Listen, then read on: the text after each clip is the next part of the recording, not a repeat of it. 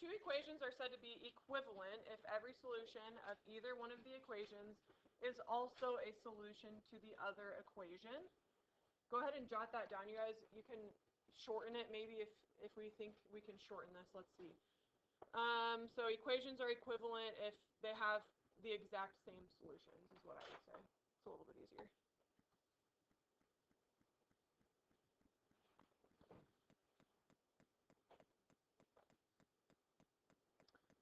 All right, while you guys are writing, if you take a look at these equations down here, these two equations, x plus 6 equals 9, x plus 10 equals 13. Thumbs up or thumbs down if you guys think these are equivalent equations. You guys can finish writing if you need to, and then give me. And I agree. So if I wanted to see what x equals, I would subtract 6 from both sides, which is what we will be doing today. So I would get x equals 3. For this one, I would subtract 10 from both sides, and I would get x equals 3.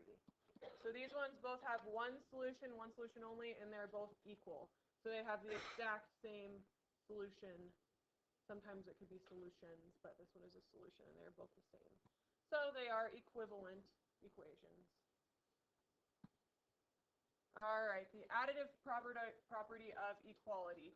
A, B, and C are any real numbers, and if A equals B, then A plus C equals B plus C, and also C plus A equals C plus B. All right, that's sort of a mouthful. All right, everybody good on that? If we add the same thing to two things that are the same thing, then the answer is going to be the same. Probably more confusing that way. All right, we're going to go ahead and solve. We're starting with x plus 5 equals 17.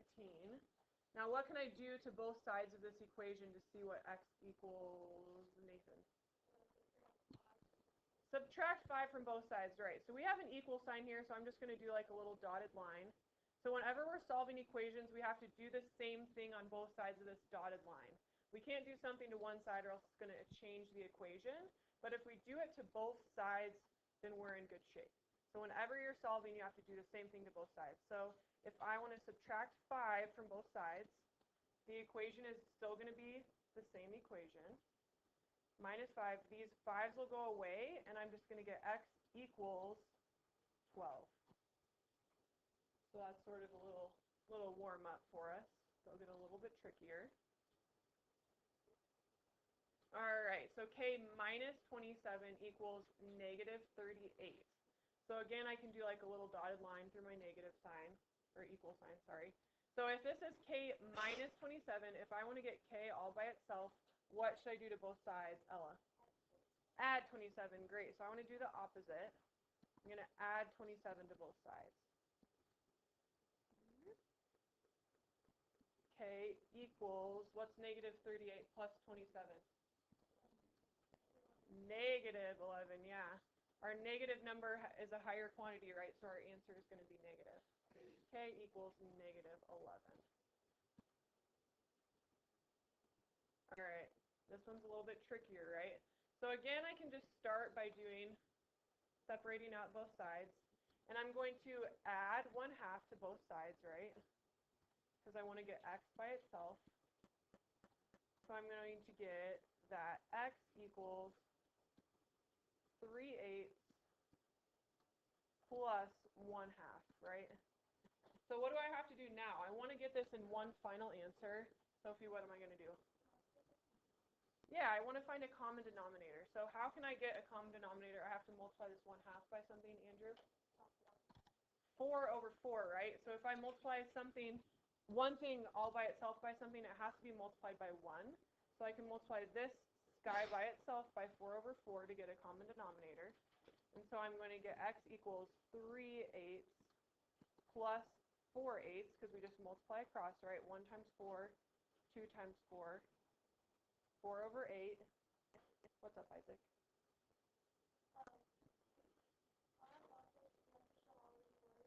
Yes, sir, you do. This one you probably could have started with x minus 4/8 equals 3/8 if you wanted, if you feel confident with starting with that common denominator. But even for these really basic ones, like at the top, you do have to show that -5 step.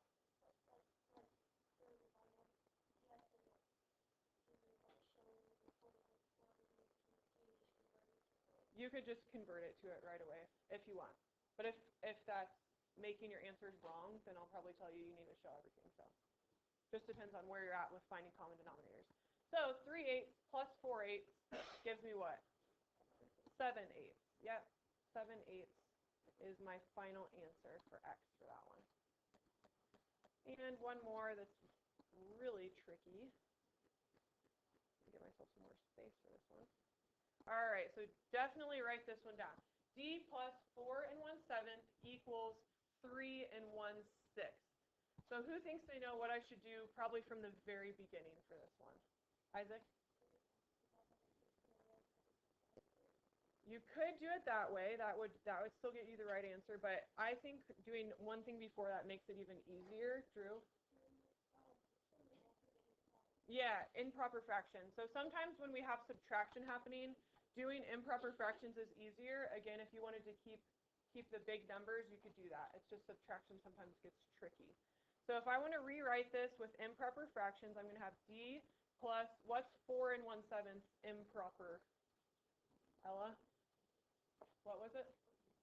29/7. Perfect. 29/7 equals, what about 3 1/6? 19/6. I heard mumbling from the crowd. All right. So we haven't rewritten improper, so I would say that's the first thing that I would always do if I'm solving these equations. And then I can put my little line. You don't have to do this line. I just think it's helpful when these get a little bit more complicated. So what do I do now since this is a plus and I want to get D by itself? Minus 29/7 minus 29/7. So I'm going to get that D equals 19/6 minus 29. Oh, that is not 29. That is 99. Minus 29/7. Now what do I definitely have to do? I cannot do that in my head. Yeah. Find a common denominator. So, Bethany, what do you think is the common denominator here? Yes, definitely 42. There's nothing that you can find that's a lower number than 42 that you can multiply 6 and 7 by to get to. So our common denominator is going to be 42. So what do I have to multiply this piece by, Dylan? 7/7.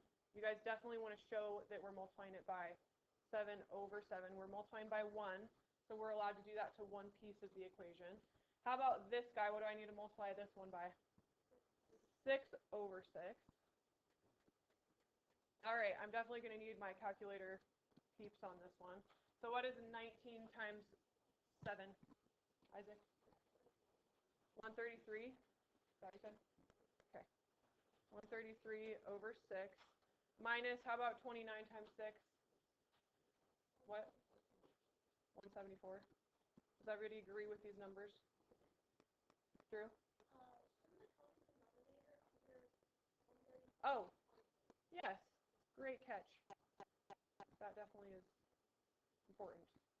That is what not to do, you guys. Okay. Over 42 over 42. All right, now we can just subtract these top numbers, right? So 133 minus 174 gives me what? Negative something. That's a start. Bethany? Negative 40, 44. 41? Okay. Negative 41, survey says. Negative 41/42. Final answer. That one has a lot of steps in it. I don't know if we'll give you ones right away that are this tricky, but you guys can do it. I know it. All right, go ahead and grab whiteboard.